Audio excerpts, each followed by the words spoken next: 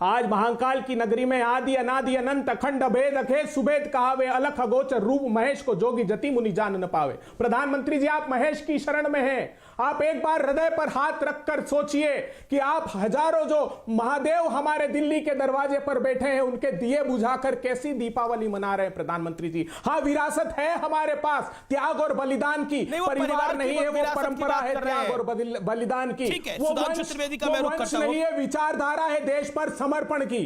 ठीक है, ये विरासत देश पर समर्पण की है, ये विचारधारा जो है वो देश पे मर मिटने की है। सुधांशु त्रिवेदी, आज प्रधानमंत्री ने सीधा संवाद किया और हमारी खबर के अनुसार गृह मंत्री, रक्षा मंत्री, बीजेपी अध्यक्ष जगत प्रकाश नड्डा और कृषि मंत्री की एक बैठक भी हुई है।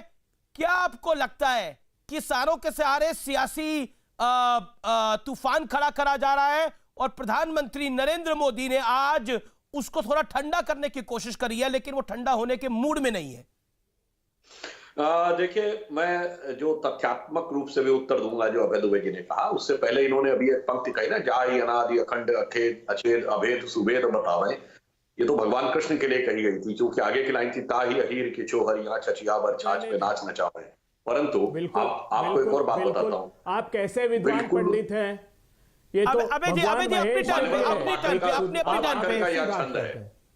अब मैं एक बात और कहता हूं, आज प्रधानमंत्री ने एक और बड़ी बढ़िया बात कही विरासत के संदर्भ में, सांस्कृतिक संदर्भ में, कि आज ही के दिन भगवान शिव ने त्रिपुर यानी जो 3 पुर बसा लिए थे दैत्यों ने, उनका संहार किया था।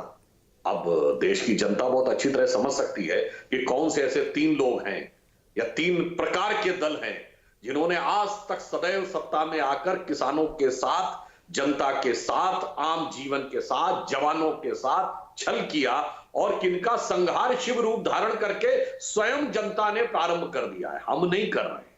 अब मैं एक और ये भी बात बताता हूं, भगवान शिव का ही स्वरूप दिखाता है कि यदि सुरसरी गंगा को धरती पर लाना हो तो झंझावात सर पे धारण करने की शक्ति चाहिए, प्रधानमंत्री जी धारण कर रहे हैं। अब मैं तथ्यात्मक बात बताता हूं, जितनी बातें अभय जी ने बताई, उन्होंने ये कहा, उन्होंने तब कहा, सब बातों की बात, केवल 2 बात का उत्तर दे दीजिएगा। नंबर 1, 2019 के आपके घोषणा पत्र में बिंदु क्रमांक 11 पर जो लिखा है उसके लिए माफी मांग लीजिए कि हमने गलत लिख दिया था, अब हम विड्रॉ कर रहे हैं। नंबर 2, आपकी पंजाब की सरकार ने एपीएमसी एक्ट से फलों सब्जियों को बाहर कर रखा है, तुरंत बहाल कर दीजिए और कहिए फिर हम ईमानदारी से आके लड़ रहे हैं। नंबर 3, केरल की सरकार ने टोटल एपीएमसी खत्म ही कर रखा है, ना अनाज पे ना फल पे सब्जी पे, वो भी आप तुरंत वापस कर दीजिए, फिर आके आंदोलन करिए। और एक याद दिलाना चाहता हूं, यूपीए सरकार के समय में जब शरद पवार जी कृषि मंत्री थे, आपको ध्यान हो, एक बड़ा विचित्र प्रकार का प्रसंग आया था कि सरकार के पास स्टोर करने के लिए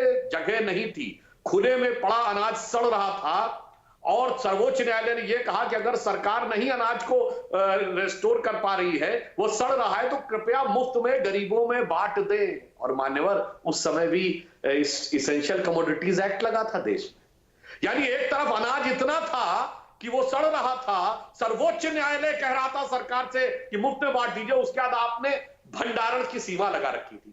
कैसे विचित्र काल बाह्य नियम, यानी जो प्रासंगिकता खो चुके, जैसे आपकी विचारधारा प्रासंगिकता खो चुकी, वैसे ही आप उन पुराने नियमों में पड़े हुए। और एक बिंदु कहूंगा, कांग्रेस पार्टी आज बोलती समझ में नहीं आता, खुली अर्थव्यवस्था कौन लाया था?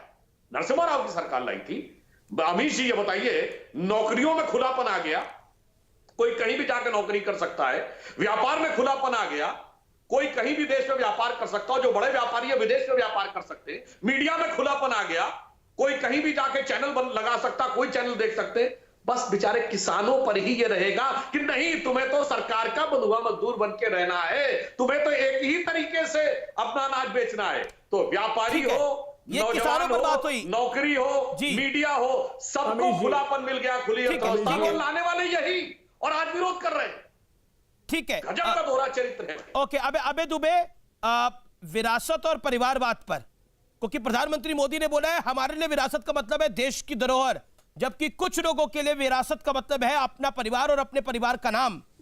हमारे लिए विरासत का मतलब है हमारी संस्कृति, हमारी आस्था, हमारे मूल्य। उन्होंने आज भगवान राम का भी जिक्र किया, उन्होंने बोला राम की कृपा से अयोध्या में राम मंदिर बन रहा है, काशी और अयोध्या का विकास भी हो रहा है, यानी सांस्कृतिक विकास है ये देश का। अमीश देवगन जी, पहले तो मैं बताना चाहता हूं कि मैंने जो भगवान शंकर के लिए कहा आदि अनादि, भगवान कृष्ण आदि अनादि नहीं थे, थोड़ा सा इनको अध्ययन करना चाहिए। दूसरी बात, मेरे लिए विरासत क्या है? मेरे लिए विरासत है 86 करोड़ लोगों को खाद्य कानून का अधिकार दे देना। मेरे लिए विरासत है 10 करोड़ आदिवासी परिवारों को वनाधिकार का अधिनियम दे देना। मेरे लिए विरासत, मेरी पार्टी के लिए विरासत है 125 करोड़ लोगों को सूचना का अधिकार दे देना। मेरे लिए विरासत है कि 10 करोड़ बच्चों को शिक्षा का अधिकार दे देना। मेरे लिए यह विरासत है प्रधानमंत्री जी। आपकी विरासत मुट्ठी भर 5 पूंजीपति है। मैंने सिलसिलेवार बताया, सुधांशु त्रिवेदी जी ने जवाब नहीं दिया। आज भी मैं उदाहरण देता हूं। प्रधानमंत्री जी ने एक उदाहरण दिया था कि इन 3 काले कानूनों के प्रभाव से किसानों को न्याय मिल रहा है। नहीं प्रधानमंत्री जी, 23 जून 2020 का आपका नोटिफिकेशन उठाकर देख लीजिए। 5 लाख मेट्रिक टन मक्का का इंपोर्ट कर लिया, जब 1850 रुपए का मक्का 710 रुपए में बिक रहा था।